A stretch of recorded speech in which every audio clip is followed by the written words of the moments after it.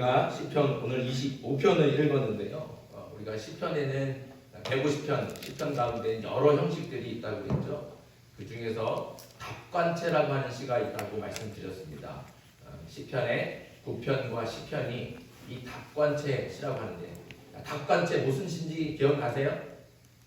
어떤 시가 답관체인지 이렇게 처음 들어보는 것처럼 눈을 초롱초롱 뜨고 쳐다봐서 너무너무 좋아요. 저는 답관체. 답관체가 뭐냐? 이게 시를 할 때 시가 1년, 2년 이렇게 있잖아요. 행이든지 연이든지 그 시를 시작할 때 한 년마다 그 첫머리 글자가 알파벳 순서대로 나오는 거예요. 알파벳 순서대로. 우리 성경으로 보면 1절, 2절, 3절 이렇게 나오잖아요. 22절까지 있는데 오늘 말씀은 1절 시작할 때 예를 들면 영어 알파벳 A로 시작하는 거예요.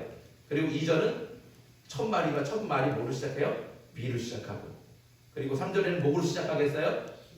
C로 시작하고, 4절에는 D로 시작하고, 이렇게 알파벳 순서대로 각 절마다 처음 시작이 A, B, C 순서대로 나오게 하는 시가 답관체 시다. 이렇게 말씀을 드려요. 이게 시편 9편과 10편 할 때 먼저 말씀드렸어요. 또 나오거든요. 또 잊어버리셔도 제가 또 가르쳐 드릴 테니까 너무 기억하시느라고 애쓰지 마세요.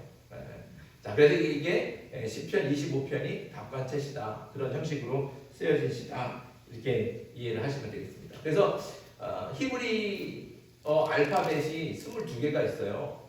22개의 알파벳이 있는데 오늘 시편이 몇 절로 되어 있습니까? 몇 절로 끝나요? 22절로 끝나죠. 딱 맞는 거예요. 그래서 히브리 알파벳 순서대로 차례대로 그 첫 시작이 그렇게 나오는 게 바로 오늘 답관체 시다. 오늘 25편이 바로 그렇다. 기기를 하시면 되겠습니다. 오늘 이 시편에서 제일 눈에 들어오는 게 뭘까? 그냥 다윗이 정말 너무너무 힘들고 어려운 상황 가운데 있어요. 너무너무 큰 고난을 만나고 있죠. 어떤 고난 속에 있는지 한번 볼까요? 자, 16절부터 19절의 말씀입니다. 16절부터 19절까지 우리가 같이 한번 한 목소리로 읽어보겠습니다. 시작. 주여, 나는 외롭고 괴로우니 내게 돌이키사 나에게 은혜를 베푸소서. 내 마음에 근심이 많사오니 나를 고난에서 끌어내소서. 나의 분부와 환난을 보시고 내 모든 죄를 사하소서. 내 원수를 보소서. 그들의 수가 많고 나를 심히 미워하나이다. 아멘. 다윗이 지금 얼마나 힘들고 어려운 상황 가운데 있는지 아시겠죠? 너무너무 힘든 거예요. 특별히 제일 힘든 게 뭐예요? 외롭고 쓸쓸해. 다윗 주변에는 어떤 사람들만 있느냐? 다 전부 다 다윗을 미워하는 거예요. 다윗을 미워하고 어떻게 하면 저놈을 끌어내릴까? 어떻게 하면 저 사람을 음해해서 저 자리에 내가 차지하고 앉았을까? 다 이런 생각만 하고 있는 사람들이 다윗 주변에는 둘러싸고 있는 거예요. 그러니 다윗이 얼마나 힘들겠어요? 그냥 힘든 게 아니잖아요. 외롭고 쓸쓸하다는 거예요. 그렇게 많은 사람들이 주변에는 다 다윗을 미워하는 사람, 원수들만 있는데 정작 다윗을 도와주고 다윗 편에 서서 그를 위로해 주는 사람은 한 사람도 없는 거예요. 그러니까 너무너무 쓸쓸한 거죠. 너무너무 외로운 거예요. 그게 더 힘들다는 거죠. 그게 더 괴롭다는 거예요. 그런데 이렇게 외롭고 괴롭기만 하겠습니까? 혹시 원수들에게 패하지는 않을까? 그래서 원수들 앞에서 수치와 모욕을 당하지는 않을까? 그런 생각들을 하면 밤에 잠이 안 오는 거예요. 너무 걱정이 되고 너무 근심이 많이 되니까 밤에 잠이 안 와요. 혹시 저 원수들한테 내가 지지는 않을까?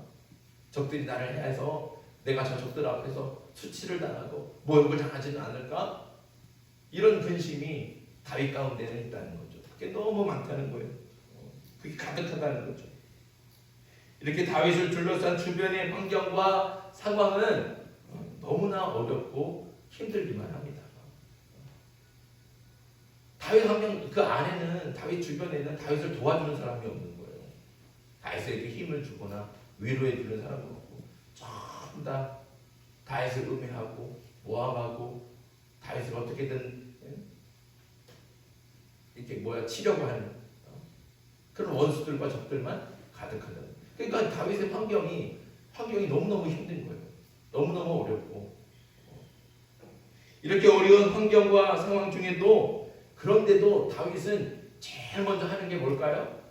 너무너무 힘들고 너무너무 외롭고 괴로운 가운데 그가 하는 건 뭐예요? 1절 말씀. 자, 1절 마치겠습니다. 시작. 여호와여 나의 영혼이 주를 우러러 보나이다. 아멘. 오늘 말씀의 핵심은 바로 이거예요. 자기가 힘든 거는 맨 마지막에 얘기하고 그는 뭘 먼저 얘기해요? 하나님 나는 오직 주님만 바라봅니다. 여기 우러러 본다는 건 소망을 하나님께 둔다는 뜻입니다. 나의 소망은 오직 하나님에게 있습니다. 이런 뜻이에요.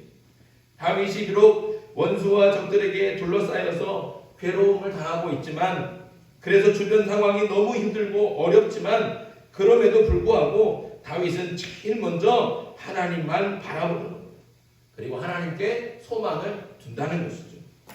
하나님을 믿고 의지하며 이 어려운 상황 속에서도 저는 절대로 포기하지 않겠습니다. 저는 오직 주님만 바라봅니다. 내 주변 환경 아무도 나를 도와주는 사람 없고 아무도 나의 힘이 필요 없고 나의 편이 없어도 나는 오직 주님만 바라봅니다. 그러니까 절대로 나는 포기하지 않겠습니다. 이렇게 결단하고 선포하는 게 바로 오늘 말씀입니다. 나는 오직 주님만 바라봅니다. 나는 하나님만 우러러 보나이다. 그렇게 다윗이 선포하는 거죠. 일반적으로 사람은 환경과 상황에 지배를 받기 쉽습니다. 맹자의 어머니가 아들의 교육을 위해서 3번 이사한 이야기 아시죠? 맹모 삼천지교라고 해요. 맨 처음에 맹자가 살던 곳이 묘지 옆이었어요. 묘지 옆에서 맹자가 어린 시절을 보낸 거예요. 그런데 맹자가 뭘 보고 배웠을까요? 뭘 보고 놀을까요? 그래 맞아요. 맨날 곡하는 사람들 아이고 이것만 듣거든요. 그러니까 맹자가 친구들과 노는데 아이고 하면서 노는 거예요. 그러니까 엄마가 그걸 보고서 아이고 이거 큰일 났다. 여기 있다가는 우리 아들 망치겠다. 그리고 이사를 간 것이 시장이었어요. 근데 시장에 가보니까 거기서는 상인들과 이 손님들이 막 흥정하거든. 아이고 10원만 깎고 저 20원만 깎고 100원만 깎고 아이고 안 돼. 근데 아들을 보니까 노는데 아니 깎아줘 안 돼. 저 막 싸우고 막 이렇게 노는 거예요. 그러니까 엄마가 또 그것도 안 되겠다는 거예요. 큰일 나겠다. 안 되겠다. 그래갖고 이번에 마지막으로 이사한 곳이 서당역에 이사하고 나니까 비로소 거기서부터 글자를 배우고 예절을 배우고 그들이 뛰어난 학자가 됐다는 거예요. 그게 맹모 삼천지교예요. 이렇게 사람은요 환경의 지배를 받는다는 거예요. 어디서 사느냐, 누구하고 같이 있느냐 이런 것들이 굉장히 중요합니다. 친구 따라 강남 간다 그러잖아요. 사람이 어떤 친구를 사귀느냐에 따라서 어디 가느냐가 결정된다. 이렇게들 얘기하는 거예요. 그래서 많은 사람들이 출세하고 성공하기 위해서는 좋은 환경에 있어야 된다. 이렇게 생각을 하고 맹자의 엄마처럼 여기저기 옮겨 다니는 사람들이 있어요. 요즘에는 그런 게 없는데 옛날에는 장관들 인사청문회 하면 매번 걸리는 게 있어요. 제일 많이 걸리는 게 뭔지 아세요? 기억나세요? 위장자리. 강남 8학군에 자기 아들, 자기 딸 좋은 학교, 고등학교에 보내야겠다고. 거기 가면 서울에 정말 일명 말하는 인류대학들, 스카이 이런 데 가는 줄 아는 거예요. 그러니까 원래는 강남 안 사는데 강남 사는 것처럼 주소만 그걸로 옮겨놓은 거예요. 그래서는 학교 배정 받을 때 강남에 있는 8학군의 학교들. 이건 장관들 청문회 하면 항상 그게 걸리잖아요. 항상 위장자리. 그러니까 그 사람들은 뭐에 소망이 있어요? 환경에 소망을 주는 거예요. 우리 아들이 우리 딸이 저기 가면 저절로 공부를 잘하고 저기 가면 좋은 대학에 갈 거다. 그러니까 소망이 어디 있냐? 환경 속에 있는 거예요. 상황에 거기에 지배를 받는 것이죠. 주변 환경에 소망을 두고 주변 상황을 의지하기 때문에 그렇게 행하는 겁니다. 그러니까 불법을 행해서라도 위장으로 전임을 행해서라도 내 아들을 위해선 내 딸을 위해선 이렇게 해야 된다 생각을 하는 거죠. 하지만 환경은 완전한 소망이 될 수가 없습니다. 왜 그래요? 환경은 항상 변하잖아요. 내가 이럴 거다라고 생각을 하지만 그 환경이라는 게 내가 생각한 만큼 따라주지 않아요.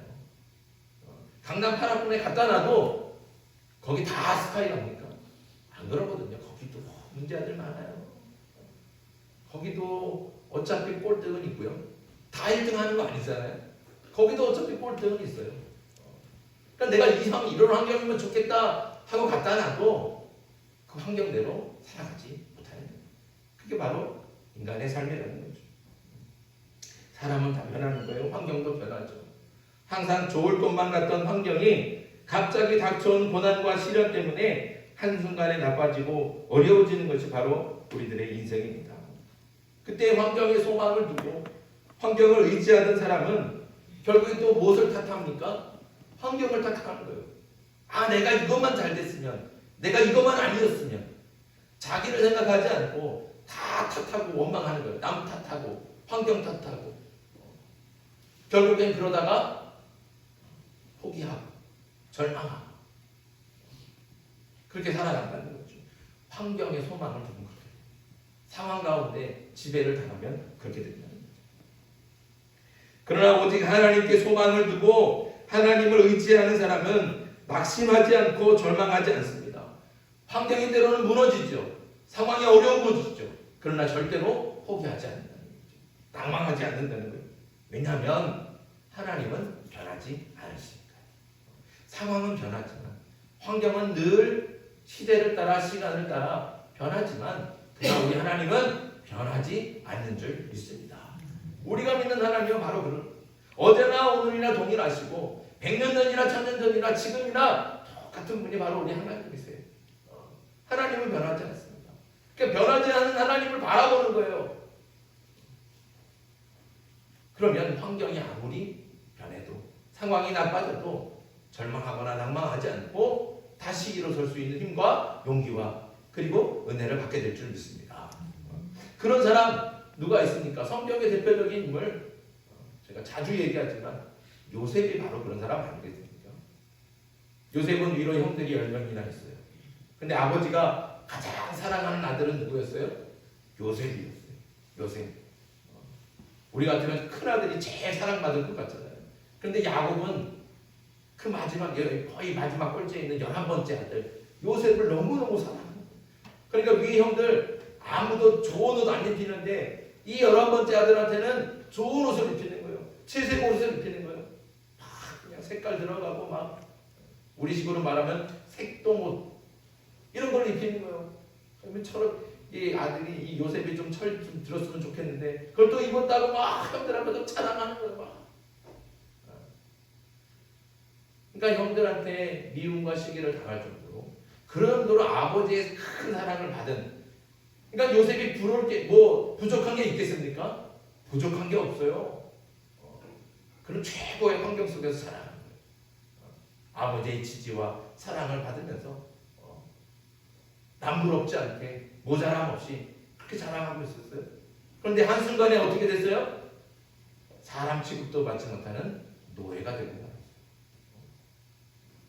짐승 취급받잖아요. 노예라는 게 뭡니까? 사람 취급받지 못하는 거예요. 근데 거기에서 멈췄습니까? 그러지 않고 더 밑바닥으로 내려가는 거예요. 이제는 억울하게 누명을 써갖고 언제 죽을지 모르는 죄인이 돼서 감옥에 갇힙니다. 우리의 환경이라는 건 이렇게 변하는 거예요. 변할 수 있는 거예요. 내가 항상 잘 나갈 것 같죠? 그렇지 않다니까요. 그러니까 환경 속에 소망을 두면 어떻게 되겠어요? 만약에 요셉이 환경에 소망을 두고 그 상황에 지배를 당하면 노예가 됐을 때 내가 이 노예가 될 사람이 아닌데 왜 내가 이렇게 떨어졌는가 환경을 탓하고 형들을 원망하면서 에이 될 대로 되나 이렇게 살지 않겠습니까? 그 삶을 포기하고 아마 그렇게 살았을 거예요. 여러분 같으면 어떻게 사시겠습니까?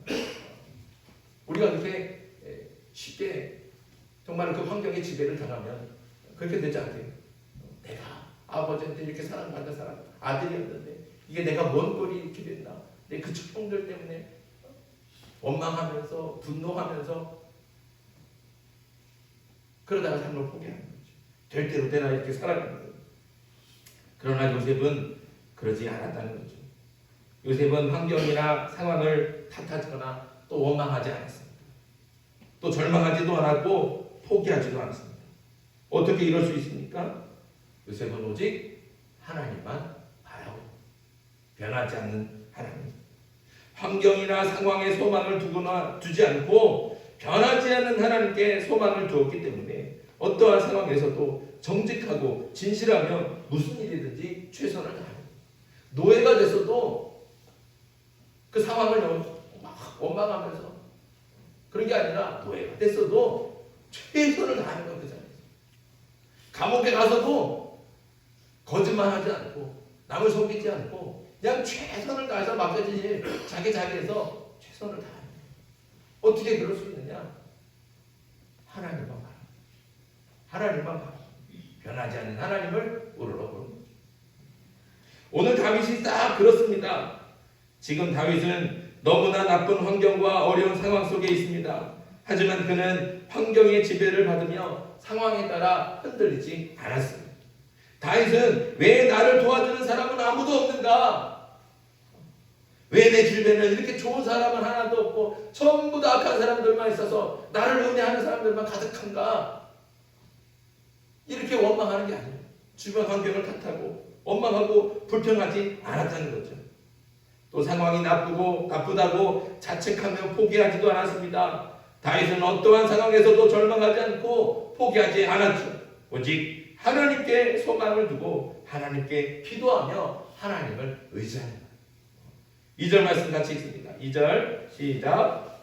나의 하나님이여 내가 주께 의지하였사오니 나를 부끄럽지 않게 하시고 나의 원수들이 나를 이겨 개가를 부르지 못하게 하소서. 아멘.